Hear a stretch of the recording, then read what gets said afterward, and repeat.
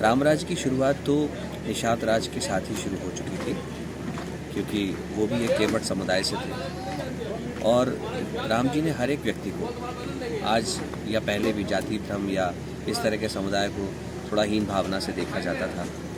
राम राज्य की स्थापना यही थी कि हर व्यक्ति बराबर है, समान है, वो राजा हो या कोई आम व्यक्ति, सबको एक दूसरे के साथ मिलकर रहना चाहिए। जैसा कि अब बात करते हैं केवट की। केवट की कथा राम जी ने बताई कि केवट किसी जन्म में एक कसाई था, और एक अच्छी सी कथा आज आपने सुनी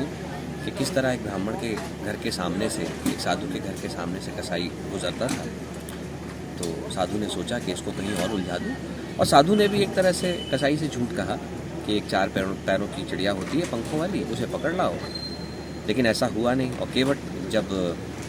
कसाई ने वचन दे दिया कि अगर मैं न ला सका 8 दिनों में तो प्राण त्याग दूंगा। इधर साधु ने प्राण त्याग दिए, क्योंकि उसको बाद में एहसास हुआ कि उसने उस कसाई से झूठ कहा। और केवट ने अगले जन्म में आकर वो ये कसाई वही केवट बना जिसकी कथा आज आपने देखी, और उसको ये ज्ञात था कि भव सागर पार कराने वाले प्रभु श्री राम आज उसके तट पर हैं, तो वो ये मौका छोड़ नहीं सकता था। और रही बात उतराई की, वो जानता था, क्योंकि कथा तब तक ग्राम ग्राम तक पहुंच चुकी थी कि राम जी को वनवास हो चुका है, तो उनके पास उतराई नहीं थी। केवट भली भांति जानते थे, और उनको अपने आने वाले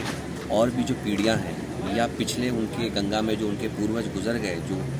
मोक्ष के लिए इंतज़ार कर रहे थे, केवट जानते थे कि उनके स्पर्श कर देने से, वो जल पी लेने से उनका परिवार, उनका आने वाला भविष्य सब भवसागर पार हो जाएगा। यही इस कथा का सार था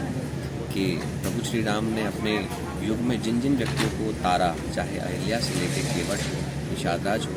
वो प्रभु की लीला, उनके पिछले जन्म के उनके फल थे, कर्म थे, जो एक जन्म के बाद पूरे हुए।